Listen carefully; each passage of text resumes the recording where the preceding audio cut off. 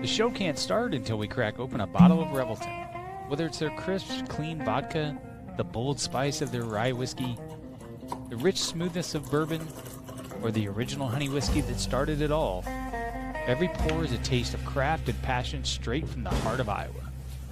So pour yourself a drink, settle in, and get ready to relax, laugh, and enjoy the show.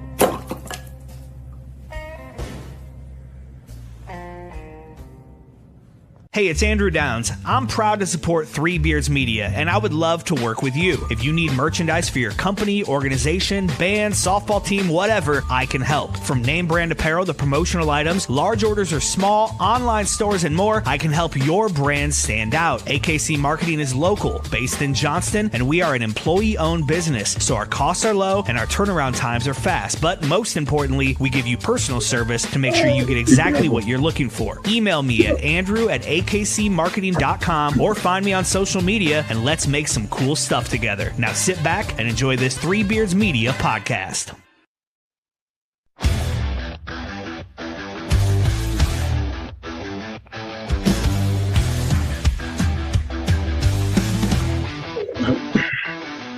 Red and gold on the edge of the sky, feel the rumble, hear the battle cry.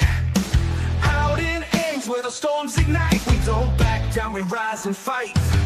Jack Trice's name, yeah, it echoes strong. A story of honor still marches on. Through the rain, through the pain, through the fire we roar, cause we were built to thrive in the eye of the storm. Feel the ground shake, hear the crowd roar. Cyclone power, can't take no more. Legends rise, this is our norm. We stand tall in the eye of the storm.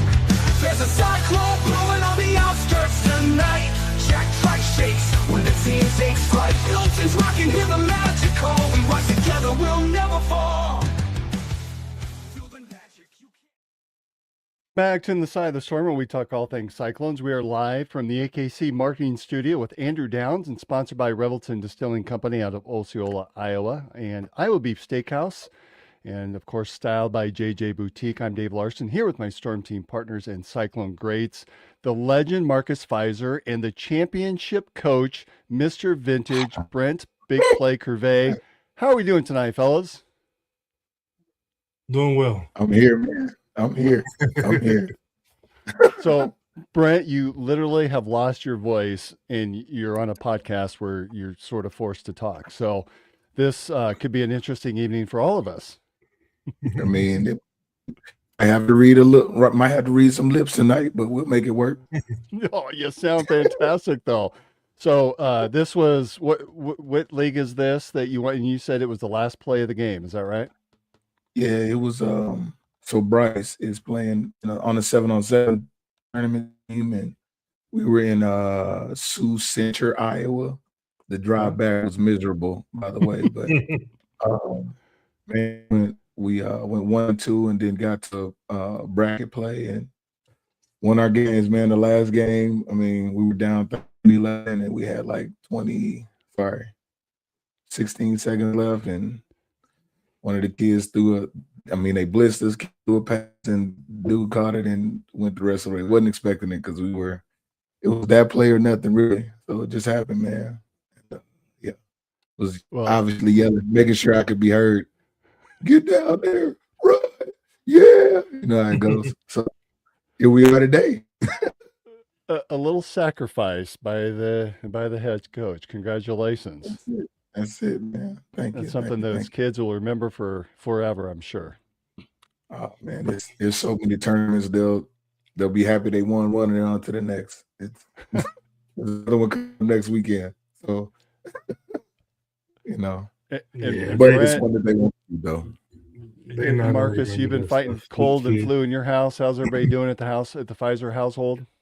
Everyone is better. We had, URIs that came up after kicking COVID. Just had to go get some antibiotics to get that all cleared away, and everybody's a lot better now.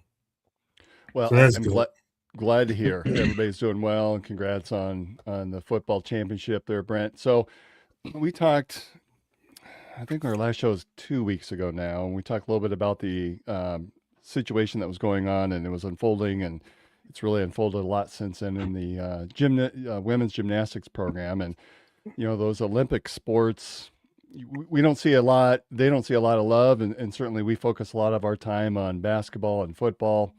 But the women's gymnastic program has been making some news over the last few weeks. And it was announced a few weeks ago that the women's program had been, the season had been just canceled due to low participation numbers. And we heard from some former athletes and some coaches since that time with frustrations just overall about the program and the athletic department leadership.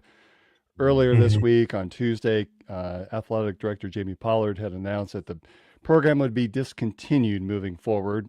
No news on exactly what will replace it, but I think that there's a lot of things out there right now that everywhere. I've heard women's flag football. I've heard women's wrestling. So we'll see how that plays out. But obviously, this is really something that has sparked a lot of debate within the community and within the Iowa State community, within Central Iowa. It's kind of a big deal, really, and it's something that we three don't have a lot of knowledge around, but we thought that we would bring someone on that actually knows what they're talking about, a former athlete. And I'm going to bring her on now. You knew her as Sissy Huey, and now she goes by Tanya Banks. And let me see if I can finagle the, I always have this problem with the layout here. Chris, where's Chris? Yeah, where's Chris at? We got a new guy in here. Sorry, it's a new guy running the show tonight. Sorry about that. Okay, that didn't do it either. Like he got rid of everyone. And again, Yeah. It's Dave's show, guys. Well, I can hear her. I just cannot see her. I can see y'all, so if you can see me, or I can talk, but it's all good. We don't see We'll bring you. it. See you. We'll bring You it deserve in a to be minute. in So, Do I need to do something all for the my stars. no one wants to see my ugly face, that's for sure. So it's a formatting thing that I continue to have on my computer in particular. It's a setting. So, Tanya, I apologize. I will figure out how to bring you in, and it might be something where Chris Shipley jumps in to navigate that for us with a 4-person panel. So, you knew her as Sissy Huey, but now she goes by Mom and by Tanya. Married to none other than Mike Banks, who was we had Mike on the show a month or two ago. Played tight end at Iowa State around the same time that Tanya was a gymnast at Iowa State. And this is someone, Tanya had an exceptional career at Iowa State, originally from Tallahassee, Florida. I can't wait to hear the story about the road from Tallahassee to Ames. Tanya, you're a 4-year athlete, competed in the 99 through 2002 seasons, team captain your final 2 seasons. I made the NCAAs all 4 seasons there. Interestingly enough, the first female gymnast to qualify as a freshman for NCAA nationals is what I read. You can correct me if I'm wrong. If not, it sounds really good, so I would keep it. The Big 12 2002 all-around champion. So we're talking about someone that knows her stuff when it comes to gymnastics. And Tanya, welcome to Side of the Storm. Thank you so much. So oh, nope, he didn't. Yeah, I thought that might be it didn't for a do second. either. But, There we go. Okay, so if we, There we go. There we go. now Chris is going to send me a text and say, that's the wrong visual, but we got you on, Tanya. Welcome to Side of the Storm. Thank you so much. Great to be here. So as we get things started, you came in 99 under a different coach, and Amy Pyle, I believe, was the coach at that time. Yep, she was the one who recruited me mostly, along with KJ and Lou, who were the assistant coaches at the time. So I competed under her my freshman year, and then she retired at the end of my freshman year, which was kind of a surprise, honestly. I was not expecting that. So I think at first I was a little, confused, shocked. I was expecting her to be there all 4 years. She was who recruited me, but I was in good hands with KJ and Lou. And I honestly don't remember how the process happened with KJ becoming head coach, but I just remember it was super smooth, and it was like nothing had ever really changed. And yeah, KJ and Lou were phenomenal. I think Kim Mazza was also an assistant coach at the time. who helped out, and she did a great job. She's now a head coach at a university and doing a phenomenal job with their program as well. So, And KJ Kindler, she was another decorated Iowa State athlete that graduated and was able to continue on as a coach. Is that right? correct. Yeah, she. I don't remember what exactly she won and what her stats were, but I know she was a great athlete as well for Iowa State. And yeah, she just filled the role as a head coach seamlessly, and was just. I got better as an athlete. A lot of times when gymnasts come into college at the age of 18, you would say most of us have peaked. And that's kind of like where we're at our best, but we all got so much better under her and Lou. And it was just amazing to see how much better we all got in 4 years with her as our head coach. So I read somewhere you were tumbling or doing somersaults at the age of 2. That's something I can't fathom, watching kids tumbling down. But yet it makes sense because every 4 years we see it at the Olympics, these really young athletes doing Yeah. remarkable things. Tell us about your road in gymnastics. Yeah, I was tumbling very early, pretty much since I could walk, flipping off our furniture, giving my mom a heart attack. And she's like, I've got to put her in something before she kills herself. So she signed me up for a little tumbling tots recreational program through the city of Tallahassee. And I went from being just this little blonde little thing running around to they literally moved me up every, I don't know. At one point I was training with girls who were like 4 years older than me. And that didn't really sit well with some girls because I was this just full of energy bundle of just, bouncing off the walls, couldn't stand still in line, was cutting in front of people. But I just excelled really early at a young age. And then finally kind of found my groove a little bit. But yeah, my mom put me in really early just to try to control some of my hyperactivity, I would say. And I was just really fortunate. I went to a city run program. I think we paid like $50 a month for my entire career at Tallahassee Tumbling Tots. It was a city run program. And I was just really, really blessed with great coaches over the years. In fact, my junior year, I think we got a brand new facility, all funded by the city of Tallahassee. And just, I was really fortunate, to be honest. So all 3 of us are dads, and we've had our kids in different programs, from cheer and in gymnastics to football to basketball. I'd sign up right now for $50 a month if that's all I had to pay. That's a heck of a deal. Yeah, sports are crazy these days. I think our daughter just signed up for basketball, and I think it was like, I don't even want to say like $1,500 for like the winter season. And it's crazy what sports have become. And sometimes I almost feel like it's changed the landscape of sports, especially at the younger ages. And I would just try to tell our kids, like, if you're not enjoying this and it's not fun, why are we doing this? Like, you have so much time ahead of you to play sports. So, Mike and I tried to find a balance with that with our kids, because we're both so competitive that, it's hard to watch some of our kids play sports sometimes and not get super into it. But, we just have to realize that, like, this is their thing, not ours. Right. Well, I remember seeing you and and Michael Jr. On the basketball court. So I know you can be a pretty intense mom. Yep, I will admit. Tell us about your road to Iowa State. How did that process work in selecting a college to compete at? I was recruited by, Auburn, Kentucky, University of Florida, some other schools. And I really, truly thought I wanted to go to University of Florida. I wanted to be a Gator. It was only 3 hours from home. I had never really left Florida. I was a small town. I knew I wanted to stay close to home. And I went on my recruiting trip and did not like it. I did not jive. I didn't fit well with the girls. It wasn't a good fit. And so I immediately just scratched it off the list, and I didn't panic. I just thought, you know what, I've got a lot more visits.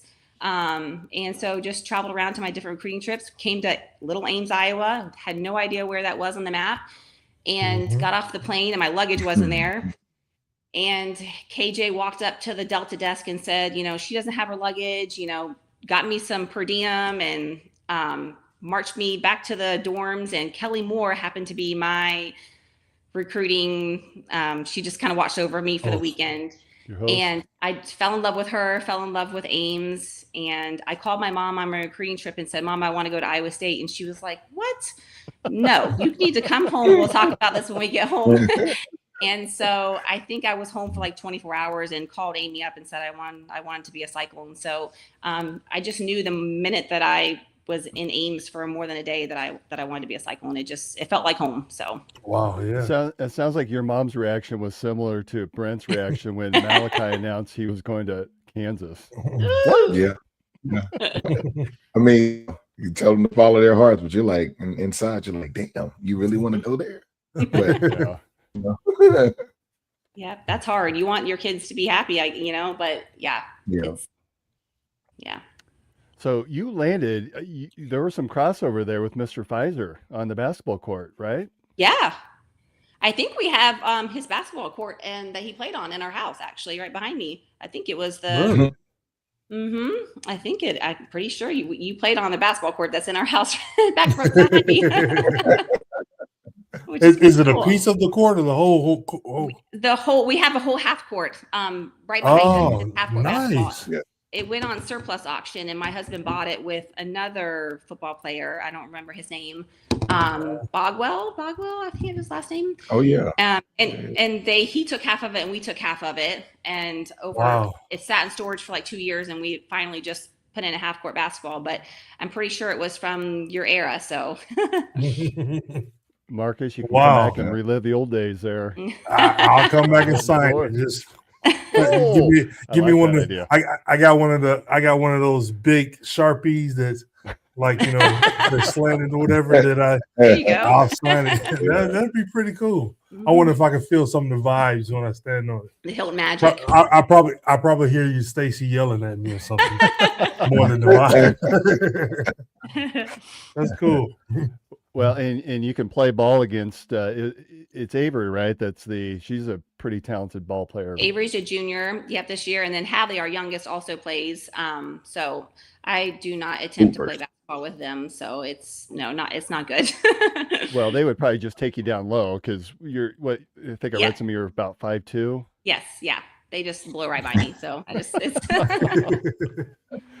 So you had a very decorated, it's funny because as a parent, meeting other parents out at different events, I made no connection between you and gymnastics at Iowa State, and I'm embarrassed to admit this, but you had one heck of a career, and I went through some of the statistics and some of the information, but you had a very remarkable career at Iowa State. Tell us a little bit about your experiences and what that was like. I know the injury bug sort of stuck you a couple times, but all in all, you were exceptional on the uneven bars and on the floor. Is that right? Yes, those were my two best events. I competed 4 events all 4 years at Iowa State, so I was an all-arounder all 4 years. Did get with some injuries. I tore my ulnar collateral, like in my elbow, 1 year. I competed with like a big robo, thing brace for a season. Had some shoulder surgeries, ankle surgeries, but just kind of pushed through those. I think all athletes had that, but freshman year I qualified to nationals as an individual, and I didn't even honestly know that I could do that. I remember Kelly Moore looked over at me and she's like, I think you qualified for nationals. And I was like, really? She goes, yeah, as an individual. I was like, oh, cool. Like I didn't even know I could do that. And then I think we went on to qualify as a team twice. And then I think as my senior year, I qualified as an individual again. So all 4 years had the opportunity to represent Iowa State at nationals, which was really cool. Yeah, big time. That is. And so where did the whole, again, you met Mike Banks, who played tight end in Iowa State. How did that, did you meet like in passing? Did you have classes together? Yeah, we had a lot of classes together. And Mike didn't like to walk to classes, so he liked to park on campus, not legally all the time, but he would park, and he was like, hey, you want to catch a ride? I was like, sure. Like, if I don't have to walk either, this is great. We did have a lot of team classes together. And a lot of in math, a lot of the football players and gymnasts would sit by each other. And he would say that he cheated off me, but that's a lie. He's actually really smart in math. I think he just says that because he wanted to, I don't know, maybe get my phone number, but no, but we did have a lot of the same classes together. And like I said, he didn't like to walk to classes. So I benefited from that as well. Well, I think Mike was a very intelligent guy in his own, because you were first team all academic Big 12, right? So I think so, 1 point, yeah. someone was smart in that group. I mean, he could have, but he just was very focused on football. So Sure.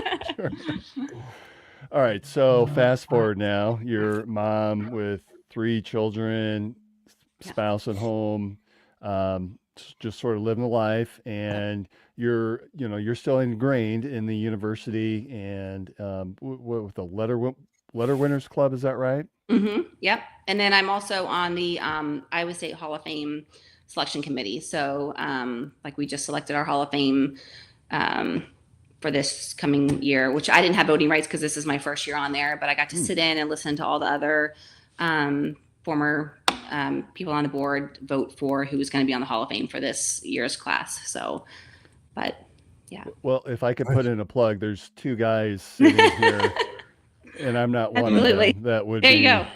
remarkable additions that well earned as well. So if we can make that happen, and I think it's somewhat ironic because, and I was going to bring this up later, but I think of all of the Division I basketball players that were honored during senior night. Mm-hmm. I read somewhere that only 67 had played all 4 seasons at their school, Wow. which Yeah. I just don't see that happening. And that if Iowa State could maybe look at, hey, what's going to be best moving forward, it doesn't feel like you're going to see very many of those 4-year starters or 4-year guys that stick around. Right. Exactly. Yeah. The landscape with NIL has changed a lot with college sports. So yeah, I think if you've been at a university for all 4 years, that says a lot. Or in Marcus's case, 3 years, but then drafted as the 4th round or there you go. before Yeah. picking the NBA draft. That's I think right. that says a lot too. It's not like he didn't, he could have stayed, yes, but when the NBA is calling pre-NIL, Right. you have to really consider that too. Take that and run. That's right. All Yeah, right, but so- if NIL was around during that time, I definitely would have stayed. Probably been trying to get my 6th, 7th, 8th year. How they doing nowadays? just dominate the Big 12 until I'm 27 years old. That's it.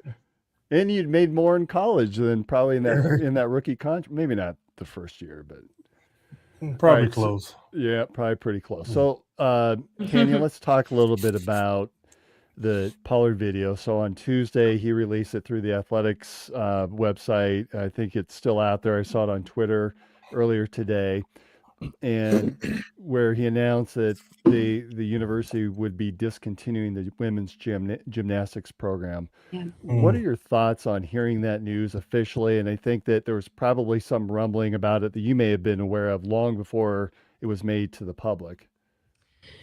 Yeah, my phone has been just blown up in the last 30 days. I'm on an alumni messenger chat group, and it was hard. I don't think any of us expected that at all. We knew that there was some issues, and I think it comes down to, you've got a program that's over 30 years old, that really, these girls have been training in the same facility for 30 years with not a lot of upgrades. If you look around to some of the other programs around the country, ours is very, very lacking compared to some of the other programs. And I'm just talking about safety issues. Someone mentioned in my chat that they had hurt their ankle landing in the pits because it was solid concrete underneath, and there was most modern pits have a trampoline that kind of absorbs our landing so you don't hit concrete. And I didn't think about this because it's been 25 years, but I was doing a dismount off of bars, and I landed and I hit the concrete, and I ended up having to have surgery to have just the bone chips removed. It didn't end my career, but I didn't even think about that was something that most facilities have that we did not have. And they still don't have. There's the pits that are in Iowa State Gymnastics are so outdated that it's amazing that they've been able to get away with that for as long as they have. I can't believe that they haven't been able to upgrade that, just from a safety perspective. But I think it's hard because these gymnasts come to Iowa State and they don't anticipate, they didn't anticipate their program being cut. And all they wanted to do was just compete. But I think it started with a bad hire, unfortunately, with Ashley. She was unqualified. And then you have 3 female staff members who, with very little experience, that it ultimately came down to a lot of the girls did not feel comfortable and they didn't feel prepared. And I think when they went to the administration to voice their opinions, they weren't listened to. And then I think that's where the parents got involved, because they felt like it became a safety issue and just one thing led to another. So it's really, really, really unfortunate. For some perspective, I'm not even sure where does the gymnastics team, or did the gymnastics team practice at? Did they have a dedicated location? Was it shared space? We were in Beyer Hall. I don't know if you're familiar with where that is. Yeah. Gosh, I mean, it's probably been 15 years since I've been in there, but I mean, we didn't even have overhead fans, One girl alluded to the fact that the heat went out one year for over a week. The girls were training in sweatpants and sweatshirts and socks, and nothing was done to, expedite the process. They didn't get to go train anywhere else. It was just, figure it out. Yeah, I mean, it was like a 3/4 basketball court converted to a gym. It's kind of how I would describe it. We know that in a lot of sports, and namely in the men's sports, right? There's this arms race that's going on with, in this NIL area, there's a lot of money that's floating around, and football gets the biggest chunk of the pie. Men's basketball gets generally the second. And then from there, it's really diminished. I imagine that a sport like women's gymnastics just doesn't see a lot of capital coming your way for some of these improvements. Would that be accurate to say? Yeah, I would say we're probably bottom of the barrel as far as getting that kind of stuff. That's not to say that there's other programs around the country that, I mean, Utah, there's some programs are sold out gymnastics meets, I mean, there's definitely programs that bring the numbers and bring the revenue, but I would say gymnastics at Iowa State has not always been, we haven't brought in a ton of money. But I think with the right people in place, you could build you could get it there, but you'd have to have somebody willing to fight for it, and you have to have the success. So, and we just haven't had that success in the last 20 years. Well, and really since Coach Kindler left, right? She took over and really had things going, but I think she left with some similar concerns, and then she's really built a powerhouse now at Oklahoma. Yeah. I mean, she's proof of what you can do if, I mean, I think that was one of the reasons why she kind of left, was that she had asked for some basic things, maybe some air conditioning in Beyer Hall or some big fans or, something like that. And her requests were denied. And so she just left, and she's gone on to win 7 national titles. And I just saw that she had like an $18 million renovation done to their gymnastics facility there. It is incredible. And I know that there's other clubs that have, or other programs that have brand new facilities as well. But it's really unfortunate to see her go, because she was the real deal. You made reference about the leadership piece of it. And, I think Coach Craig is someone none of us are familiar with, because we just don't follow gymnastics as much. Is it more on the administration in terms of providing some of the resources that the team needs to be successful, or does it lie more on the coaching? Where does the blame in all this shift to? I mean, where should we be pointing fingers at? Yeah, unfortunately, I think you have to look at the administration, at the athletic director. I would like to know who else he brought in to interview for the head coach position. If there was anyone else that had any more experience, she was a great gymnast. She was an elite gymnast, phenomenal, but she had zero coaching experience. She had never coached a day in her life. And so I don't know how you can, just because you're a great athlete doesn't mean you're going to be a great coach. I would never want to walk into a program and just assume I'm going to be a great coach just because I was a great athlete. Gymnastics is very technical. There's so much that goes into it. There's the whole safety aspect of it. And it was just a bad hire, and I don't know why you wouldn't just take blame for that and just cut bait and let her go and hire somebody new. It wasn't, they knew that there was issues with the girls did not feel comfortable competing. They felt unprepared. They took their complaints to the athletic director. I think the associate athletic director actually flew to the Missouri meet. They scored like a 191. When I was there 25 years ago, we were scoring 197s in the all around. So that is well below, I remember watching the meet online and I was like, it was scary. I had to turn it off. I couldn't watch it.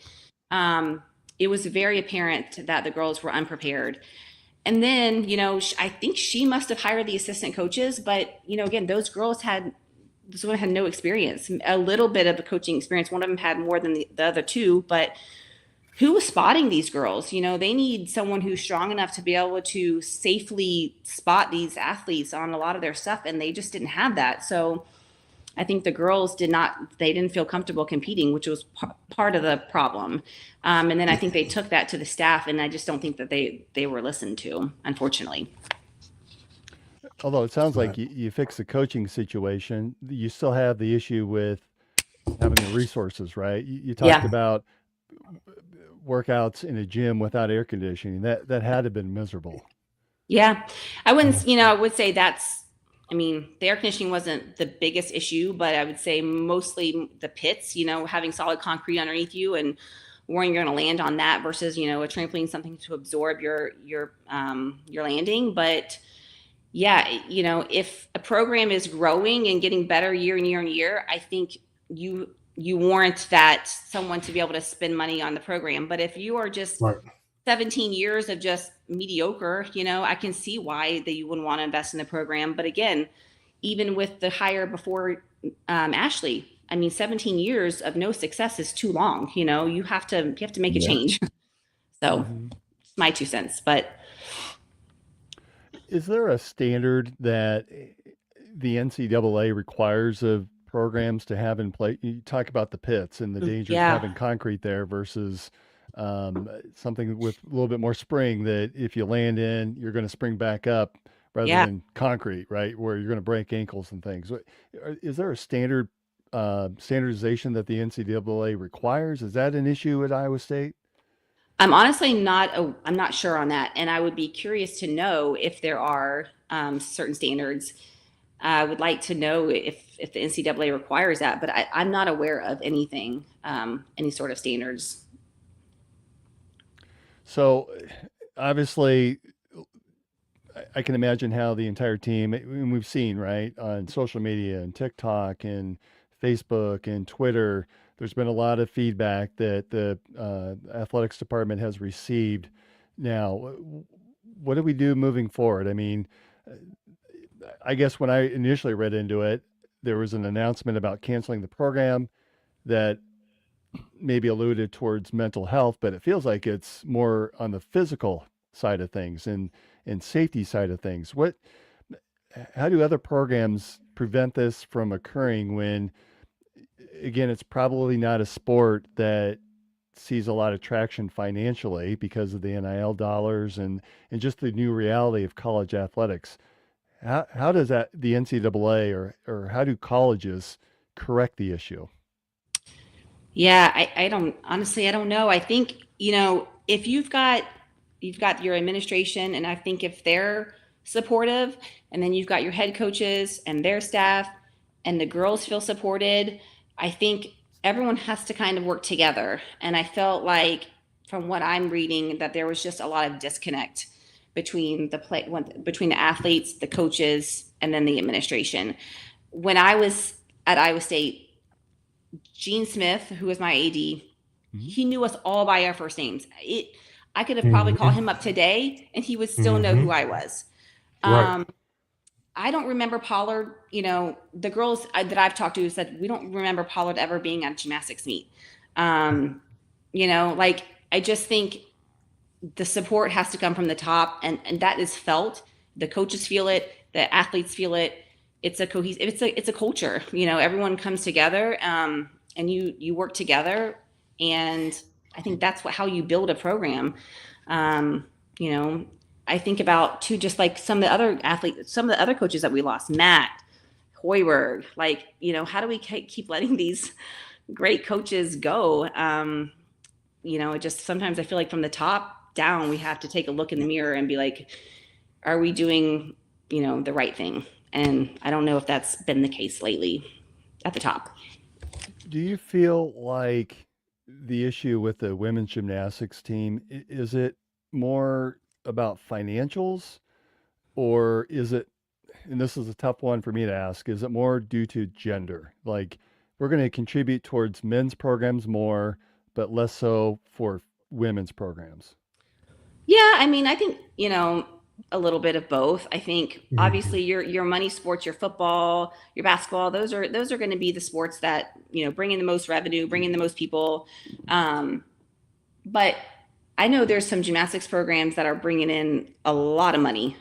They're bringing in a ton of fans, sold out crowds. So, I think it's a culture thing, and I don't know, I don't know. Yeah, it's like Jamie, does he want gymnastics to be great? I don't know, we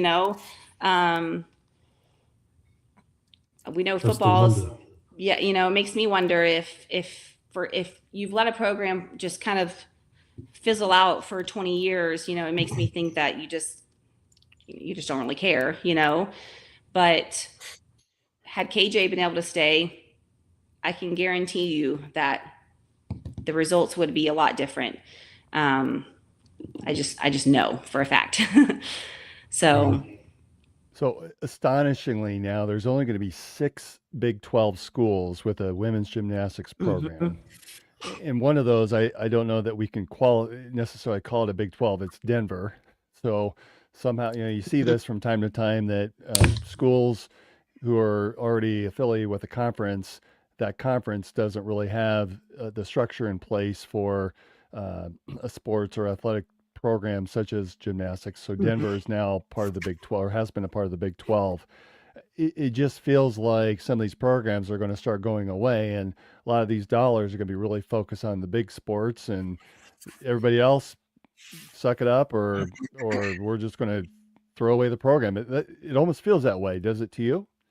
Yeah, and I don't really know what the answer is, because when I was competing at Iowa State, clubs like Nebraska and Denver, they beat us. They were good, and so I know that, I think the landscape of NIL has changed a lot for sports. But I know I look at like LSU, they have a girl there, Livy Dunn, who has made millions off of NIL. And she wasn't even, I don't know if she competed all 4 events, but a couple events. She wasn't like a huge standout star, but she really was able to work the NIL side of it. So yeah, I don't know. The landscape of sports has changed so much. And I do think, the female sports probably don't get quite as much attention as the male sports, if I'm being honest. Well, if Olivia Duns can show up on my Instagram randomly, she's doing something right? Yeah, she is. And she certainly has an image that she's created, and I'm sure she's exceptionally profitable. We'll just leave it at that. So, yeah. All right, Tanya, less serious question. You were in school at the same time that Marcus was there, and shortly before Brent. Your favorite logo is what? Favorite logo? As far as I'm concerned, there's only one right answer, but go ahead. This is a big deal with those Cyclones. I I like the mean side, with the little, Okay. No, that's tough. Well, I figured since you grew up in that Cynado era with the tertiary blue, that would have been your go-to logo. Yeah, I'd agree with that. That was mine. All right. Tanya, it's been a pleasure to have you on. Yes, thank you. Again, if you could give some final feedback to the audience here, really in regards to your thoughts on the Iowa State program, the cancellation, what would it be? Yeah, just, if there's athletes who feel like their voice has not been heard, not in just gymnastics, but in other sports, I think it's important to speak up. And I'm really proud of the athletes that did speak up for gymnastics. I know it doesn't necessarily change the outcome, but your voice should never be silenced. And I feel like they've spoken up and they've said what they feel and their piece. I hope that whatever comes, a new program that comes is successful. It's disheartening to lose, a storied program that has had success, but unfortunately, just over the last several years, it's taken a decline. But I'm hopeful that whatever comes in the future, as far as a replacement, will be successful. So it's been hard to watch, and I feel for the athletes that have lost out on their seasons. Hopefully they can land somewhere and be successful. They've had a ton of support from other college coaches. I've seen, the Georgia coach, Oklahoma coaches, Iowa coaches, all commenting and supportive of all these athletes. So I think they'll land somewhere and be successful no matter what. Short of bringing the program back, is there anything that the university could or should do in order to help these athletes? I think they need to keep providing which they said they have mental health resources, any sort of academic resources, nutritional resources. These girls that are still training right now are traveling, 45 minutes to another club to compete. Hopefully they're being reimbursed for their travel. I know that a company has reached out and said they're going to provide grips and wrist supports and chalk for athletes who are having to travel to compete in other clubs. So the university, I just hope that they continue to support these athletes in whatever capacity that is. And hopefully someone will, take notice of the shortcomings that have happened with Iowa State Gymnastics in the last 20 years. All right. Tanya Banks, Sissy, as they Yes. used to call you back in college. Right. Can you share with the audience how Sissy came about? Because I was looking up Tanya in all the records. I'm like, you don't exist. You exist in all the records at Iowa State as Sissy. As How did you Sissy, come I up know. How did you come up with the name of Sissy? I blame my brother. He nicknamed me when I was a baby, and that dang name stuck for like my whole life. Mike is like the only one that calls me Tanya, and that's how I introduced myself. And then I think he went to my first meeting. He's like, "Who's Sissy?" And I was like, "Sorry, I should have explained that to you." But yeah, my brother named that to me, and just in the gymnastics world, that name stuck. So Gotta love siblings. All right, Tanya Banks, appreciate having you on. Yes, we're gonna let you go. We're gonna hear a word from our sponsor. Come back on the other side, and we talk a little bit of Cyclone basketball. see you guys. Let's be honest. Pizza is something almost every family enjoys. You're already grabbing one at the store, so why not choose the best tasting pizza that also supports a cause we all care about? That was the challenge behind We Will Pizza. Create the ultimate frozen pizza for Cyclone fans. Big flavor, bold toppings, and options for everyone, including gluten-free choices that don't sacrifice taste. And if you haven't tried it yet, the real MVP? The breakfast pizza. Perfect for early kickoffs, tailgates, or watch parties when Hilton Magic or Jack Trice Energy is calling. Every bite helps benefit Iowa State student athletes, so your game day spread does more than just taste amazing. It gives back. We Will Pizza. Made for Cyclone fans, built for tailgates, and ready whenever you are. We will, you. At Coach's Kolaches, we know it's a mouthful, but not as big of a mouthful as the big play. Sausage, bacon, ham, eggs, and cheese all packed into one perfect bite. From the classic egg and bacon to sweet and spicy favorites, we're serving up the ultimate breakfast playbook. Kolaches may be hard to say, but they're easy to love. What's a kolache? Oh, kolaches? Kolache? Kolaches? Kolaches? Like the shoes? No, that can't be right. It's kolache, but it don't matter what you call it, as long as you call it good. And yeah, these kolaches, they're made fresh every single morning by Coach himself. This all started back in his hometown of Houston, where kolaches weren't just breakfast, they were tradition. Now he's bringing that same Texas flavor to your morning game plan. Once you've tackled one of our savory picks, it's time to call the audible, grab an espresso and dive into a fruit-filled kolache. Or one of our hot, fresh cinnamon rolls straight from the oven. Got a big crew? We take large orders for that epic tailgate. Just say the word, we'll be ready. How's it going, man? Good. Tailgating this weekend. Yeah, what can I get Big you? one. Give me a dozen jalapeno sausages and 6 each of the sausage and bacon. Sweet. All right, we'll get your order right up. Love it. If we were you, we'd better grab a few extra, because let's be honest, they rarely make it all the way home. Man, I can't wait till I get home. I gotta eat one now. So swing by Coach's Kolaches at 2777 100th Street in Urbandale, or call ahead for those big orders at 515-802-6200. Coach is in the kitchen, the kolaches are hot, all that's missing is you. In the heart of Des Moines, one name has stood above the rest: Iowa Beef Steakhouse. Step inside, and you enter a place where tradition still matters, where the atmosphere feels familiar, warm, and unmistakably Iowa. Service isn't rushed, it's personal, attentive, and rooted in genuine care. And before the main event, the freshest start in the city, our signature salad bar, crafted every single day. Then comes the reason people have returned for generations: Iowa beef, hand-seasoned with pride. Guided by flame, forged by heat. This is where flavor becomes legend. Served with the same care it was crafted with, a meal meant to be remembered. And whether the night calls for bold, smooth, or something in between, our bar offers a selection as rich as our history, including the old-fashioned we've become known for: balanced, timeless, unforgettable. And long after the fire cools, the glow of this place stays with you.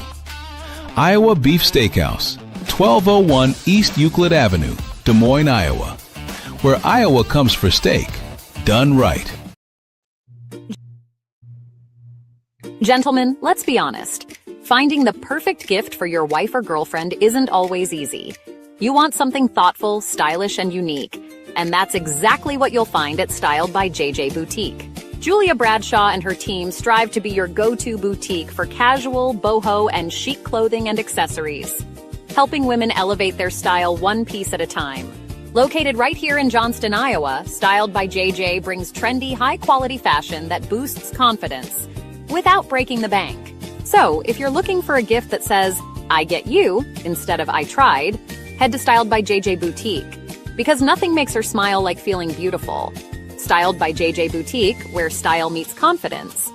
Visit our Johnston location or shop online at styledbyjjboutique.com.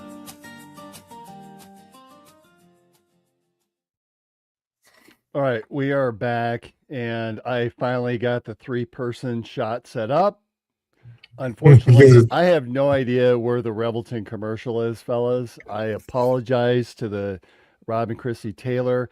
By the way, if you haven't heard, there's going to be a live podcast on Saturday for Bill and Willie's workshop. Bill Blank, Willie Farrell, everyone's invited down. I think a lot of people are heading down there. It should be a lot of fun down in Osceola. So you have a chance to check out all the great beverages that Revelton has, and take some stuff home. I've got still finishing this one off, a single barrel bourbon. So I have some work to do. Marcus, you have a young gentleman here that I think you've got a story behind this guy, right? In his little Iowa State jacket. Yeah, he's taunting me. He's taunting me right there.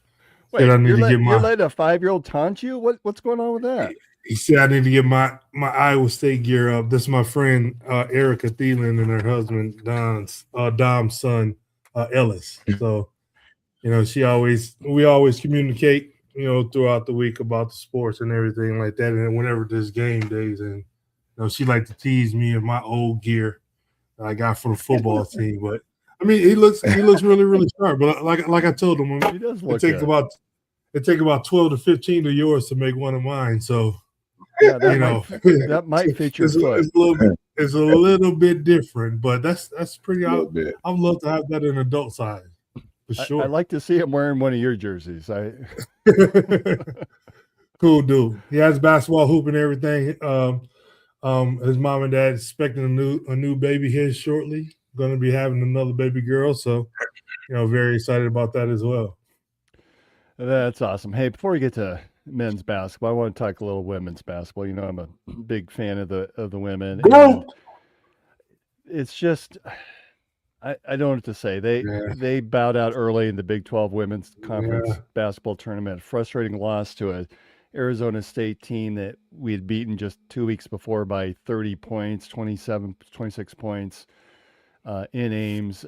Now the women wait for Selection Sunday to see where they're going. There's talk of a play-in game, 9, 10, 11 seed, which might not actually be a bad thing at this point, because you can avoid that playing a 1 seed or 2 seed too early. Just frustrating. Have you guys been able to catch? I had several things going on, so I had one eye on the game, one eye on some work issues I was dealing with. But thoughts on success for the women as they head into the NCAA? I feel like they'll still get a bid. I think that there's a strong likelihood, but what do they need to be successful? Well, you're thinking that they're not going to possibly not get a bid at all? I think that there's a realistic chance. That's my concern. I don't. I think they're stronger than the team than what we put out on the court the other day. Just like you, I had some things that I was doing that day as well, and I just saw it on the bottom line of ESPN, and I put it in the chat. Like, our women lost. I was like, wow, I didn't expect that. I still think, like I said, they're overall stronger team than what we put out the other day, whenever the game was. Again, the Big 12 is what it is. So, we joke all the time about after we get through beating up on each other, what is left is what's left. So once we get to the tournament, we have the opportunity to be refreshed a little bit before the tournament start. Not beating up on each other in the Big 12 anymore once the Big 12 tournament has ended. So hopefully, they recognize, everything that Coach Finley has done with the program and how strong this team can be, how dynamic a player like Audie Crooks is and the rest of the females are on the ball club to, slide them in there. And I think we can definitely make it, a lot farther than what people are giving us the opportunity to once Selection Sunday comes. Well, the saving grace, I think, when we talked as soon as she was hurt, if we can just get Addie Brown back with a couple weeks left in the season, get her integrated. So check. I would have liked to have seen them see more success in the Big 12 tournament, at least get 1 win, if not 2, before bowing out. So I don't know that anyone would want to see a 10 or 11 seed Iowa State women's team in the NCAA tournament. That's not something that a high seed wants to see. Oh, okay. That's what you said. I thought you were saying you don't think any of the fans want to see this team in the tournament. We all want to see it. Right. Absolutely. Yeah. And I want to be able to drive there. I want to go. I don't want to see California because I don't think I'm getting out there anytime soon. Right. In terms of being a high seed team that possibly you've won some games against teams that isn't as strong as Iowa State. Yeah, there's going to be a scary notion for them, and we appreciate it. We welcome it. Wait to see what's going to happen selection Sunday. But if I had my money on it, I'd put it on our females making it into there. And congratulations to Ariana Jackson, Des Moines Roosevelt's own scholar, who was named the Big 12 Scholar Athlete of the Year. So that's pretty cool to see there. Yeah. Not something I would have been involved with. Congrats, man. All right, so on the men's side then, so this is a team that we saw them play yesterday. It was senior night against Arizona State. Surprised to see the Cyclones down by 4 at halftime, but then that big, huge 24-0 run in the second half pretty much sealed the deal. And once again, they proved something we've talked about over and over is defense turning into your offense. And Iowa State had 17 points off of turnovers. Arizona State, big goose egg. They had no points off of turnovers. Iowa State had 16 steals, 10 of those in the second half. Arizona State total had 23 turnovers to Iowa State, just 9. It didn't help either that Arizona State shot at a 58% clip in the first half and dropped off considerably to 32% in the second half. It was really a nice second half for this team. You got to believe, Brent, that it gives them some momentum heading into the NCAA tournament. I mean, it does, man. But, I think giving the guys some time, man, to kind of get ready for whatever seed I think we get is going to be more important than anything. But like we dropped out of the 1 seed and some 2s and 3s, so I'm hoping we get a decent seed and a smoother path. In case our skills, but Marcus hit right on the head earlier about beating up on each other in Big 12 play and finally getting a chance to take that out on some other team. I think bodes well for us. Although you have to admit, that was a lot of fun to be able to see us even being in consideration for a number 1 seed. That's something we've never had, but as a fan, I enjoyed the recognition of even being considered for a 1 seed. Something we never had in terms of being a number 1 seed or considered. Well, I guess, okay, in fairness, your team should have been a 1 seed. Okay, keep forgetting about this, Marcus. Hey, come on, Dave. Oh, did you play at Iowa State? I'm not. Somewhere around that. I think it was a yellow and white and purple college somewhere. I remember the yellow. I remember the yellow. But yeah, I mean, I almost feel like they know how strong we can be as a ball club and as a program. They want to throw it out there. Sometimes I guess they shouldn't because, maybe it's a jinx. And then at the last minute, they do it and then something happened. We don't get it or we lose games or whatever the case may be. To go from, possibly being the number 1 to possibly being the number 3 seed, that's a big fall. But, I mean, it is what it is. Well, we'll take whatever you throw at us. A lot could take shape, I think that right now it's looking like a 3 seed, but depending upon how the Big 12 tournament, and I'll show the schedule here in a minute, but depending upon how that goes, there's still an outside chance for that 2 seed. Before we get there, though, of course, we shared our collaboration with We Will in the Creasman Foods, and so I felt like Jamarian Bateman for me was someone that here. Let me bring up his picture here. Jamarian Bateman for me was our We Will Pizza Performer of the Week.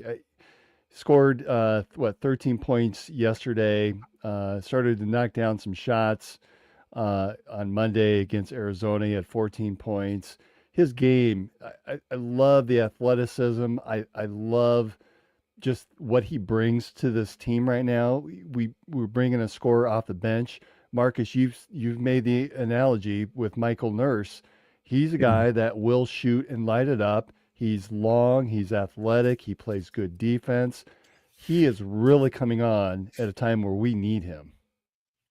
Well, the things people tend to sometimes take offense to it, but I say it in all earnestness and honesty that at this age, he really don't know how to play basketball. He's so young, he's just trying to figure it out. And I say that because as a freshman, I thought I knew how to play basketball, and then my sophomore and junior year, I look back to my freshman year, I was like, man, what the hell was I even doing?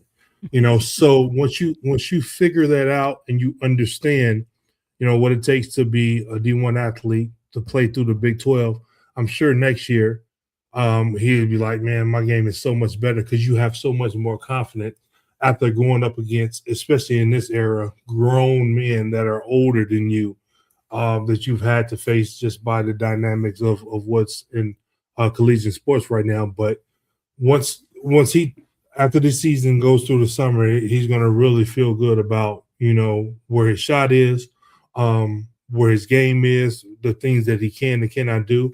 The weight program that he's going to be involved during the summer is going to bring a lot more confidence. You're going to get a whole lot more athletic. So it's going to be a fun time to be able to see what he's able to do in the coming years. Easily, I could have selected Don Plata. He had 11 points yesterday against Arizona State, and really, he's a big guy that came in from playing in Europe and has had this transitional season. I've been really impressed with his play in the last month or so of the season. Mm-hmm. Yeah, those European guys really know how to play.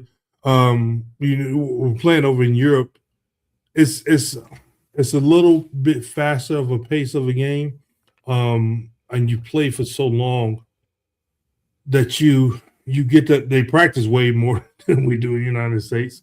So you get a lot of more reps, and once you come back to the United States, I think if you have a great skill set and talent, and you've been able to weather the storm over and conditions and stuff over there, it's a lot easier in the American game. So to be able to bring that tenacity and skill work to this ball club is only going to help us more inside as the season progresses. So Cyclones finish at 25-6, 12-6 in conference in a three-way tie for third place with Kansas and Texas Tech, earning a 5 seed in this week's Big 12 conference tournament that starts on Tuesday. Cyclones will play the winner of Baylor and Arizona State on Wednesday at 11:30, and here you see a breakdown of that schedule in totality. But let's try to, and that's, I'm not sure there's much value in able to see that one, but thoughts on the layout of this tournament. Really sort of looks like if we're going to win out, we're going to have to go through Arizona, going to have to go through Texas Tech. I guess the question for you guys is, do we expend the energy and the potential for a 2 seed by trying to win the Big 12 tournament, or do we come out and at least try to secure that first win against Arizona State or Baylor, and then not expend too much energy with the goal to get some rest and get prepared for the NCAA tournament, which would turn around and play on Thursday or Friday the following week? To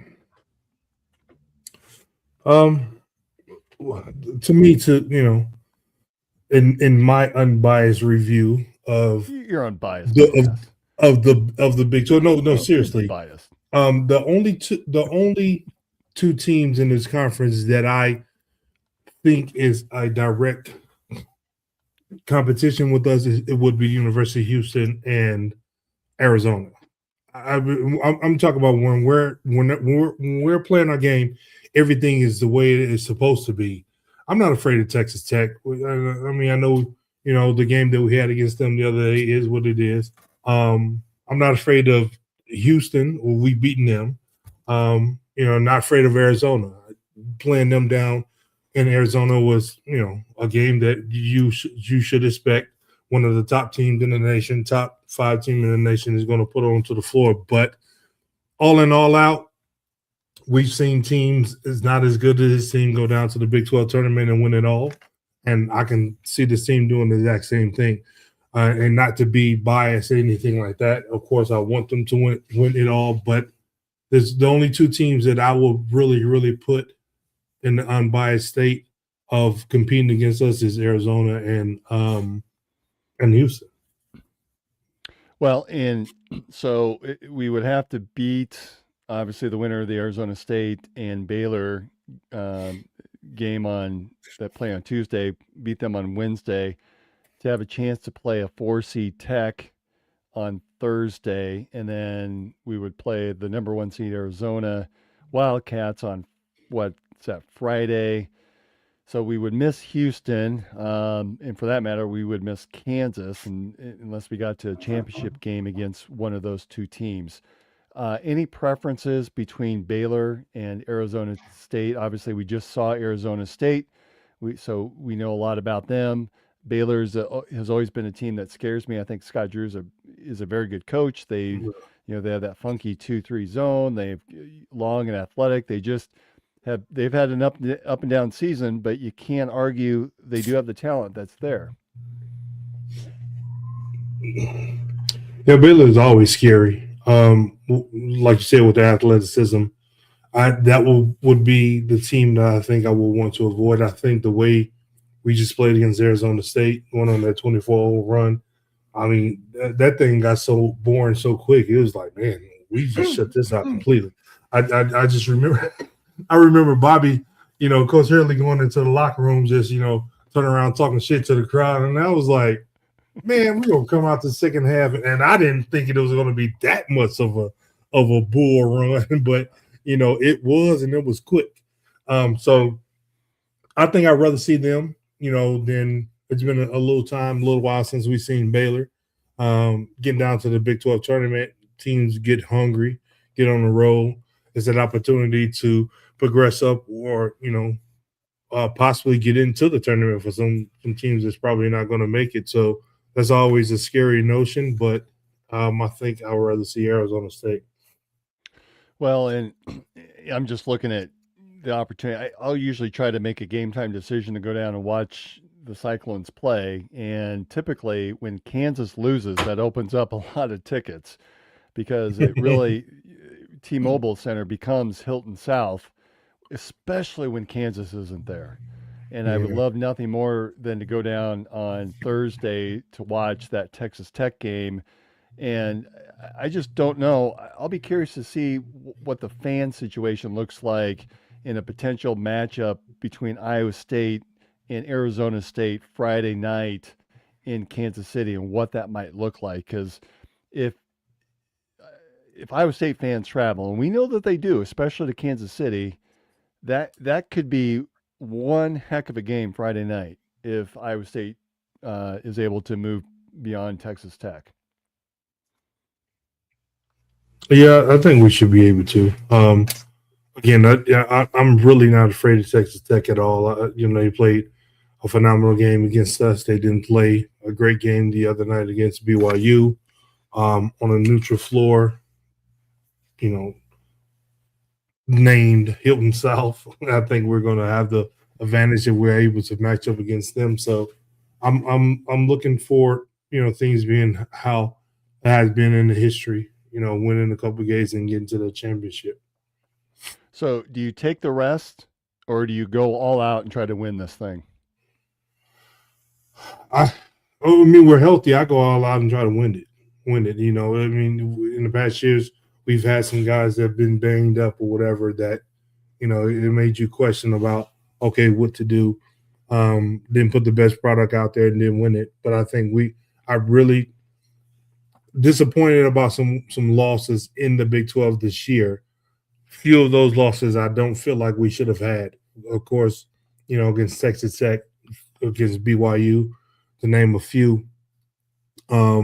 So again, Houston and Arizona are the two that I really think match up well with us. But even those two teams, I'm not really afraid of. So I think we have the talent, we have the skill, we have the players to win it all.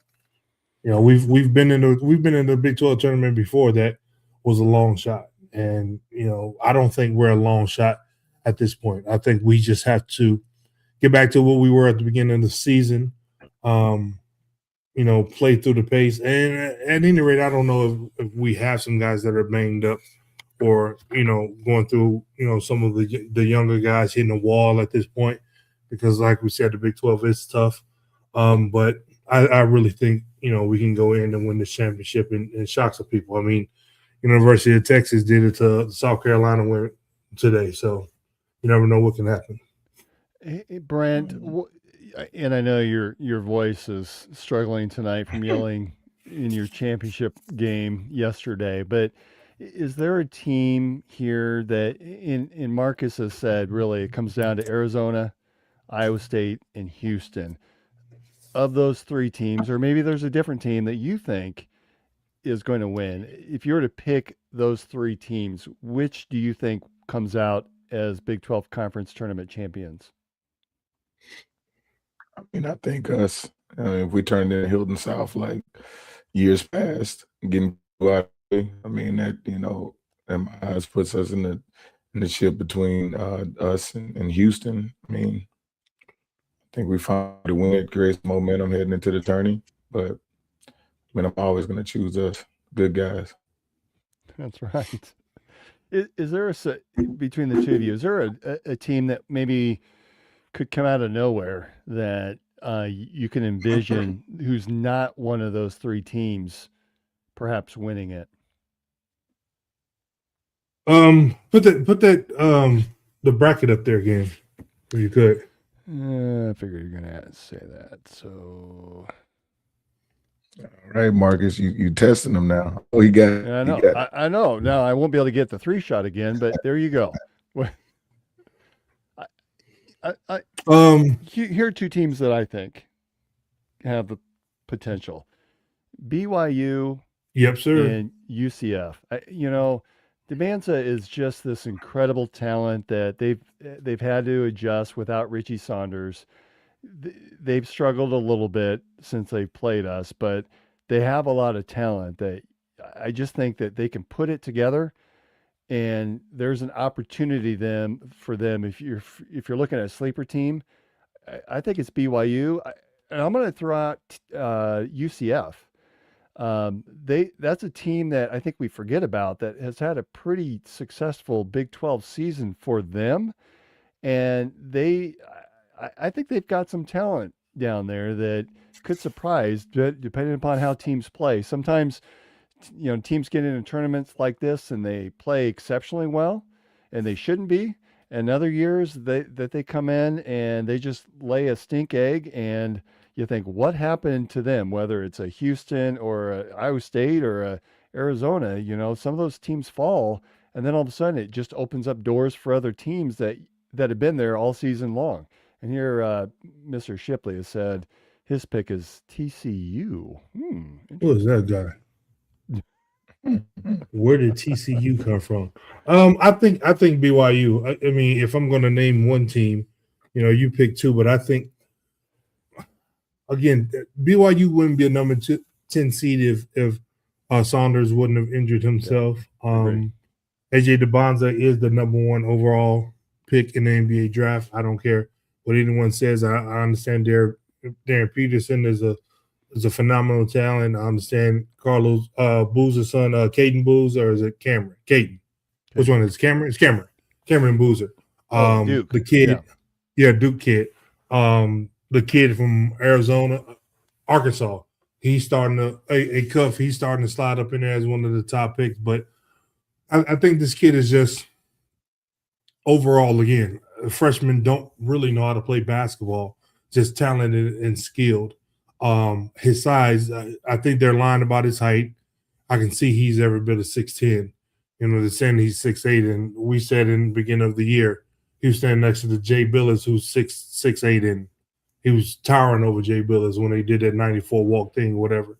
But I just think his skill set and his talent overall is just the best it's going to be coming up in the draft. And when you put him in a setting like this, no time to really prepare for him. Being down in Kansas City and you have these games in a row. I've been in that role, in that setting, to where it's like, man, these kids don't know what they're cut out for tonight, because again, you don't have time really to prepare. You played the night before. We both played, and now we got to play the next opponent. So I think they have a big chance of putting 4 in a row together.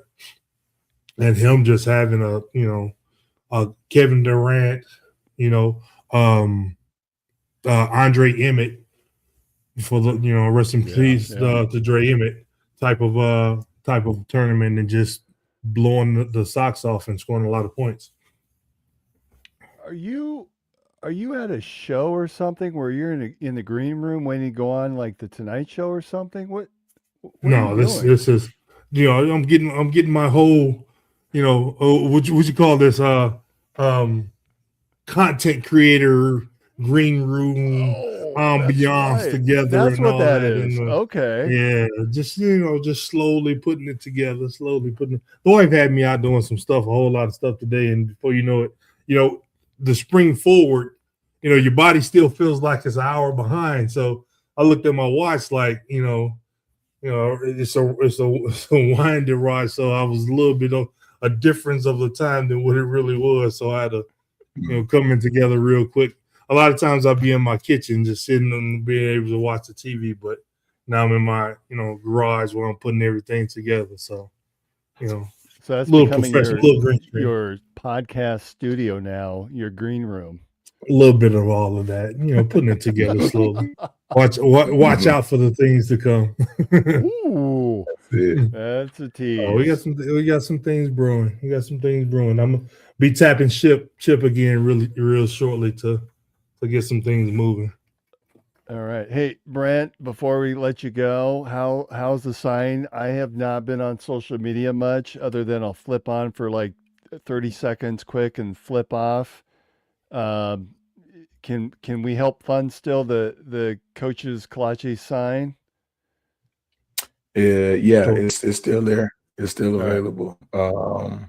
Link is still there. I was gonna go there and post again, but yeah, this has actually brought a lot of things to light. But that's something I'll do. It's on another level from a legal standpoint, which is great to see. I was just denied access of a lot of things I shouldn't have been denied access of, but this has been really cool, actually. So I'm glad I did. But did say on a totally different note. So my coach, Mike Nelson, his wife Betsy Nelson just passed away a few nights ago.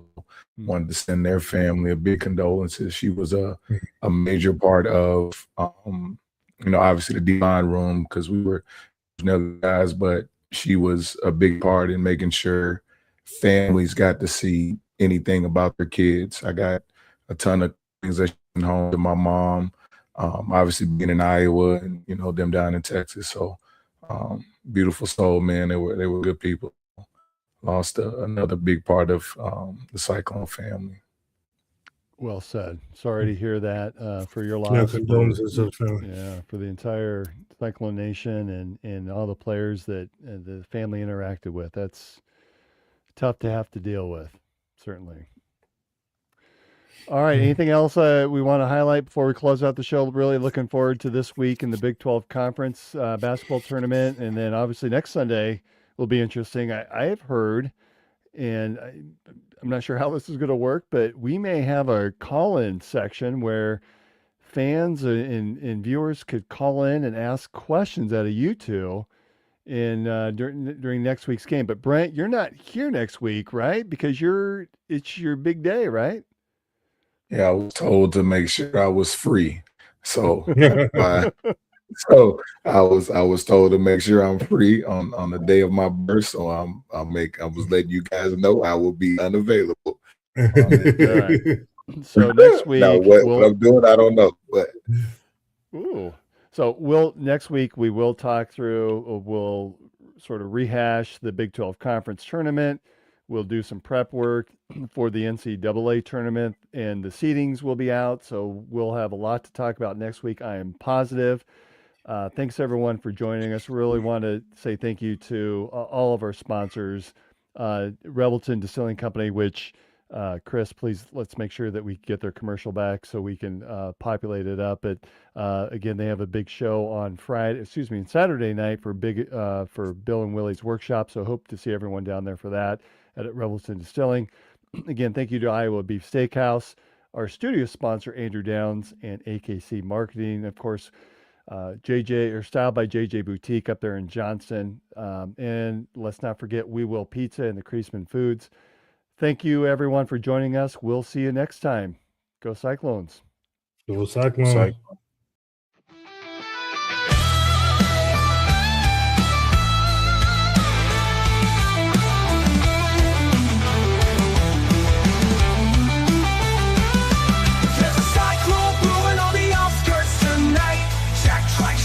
When the team takes flight, Hilton's rocking, hear the magic call. We rise together, we'll never fall. There's a cyclone brewing on the outskirts tonight. Jack Trice shakes when the team takes flight. Hilton's rocking, hear the magic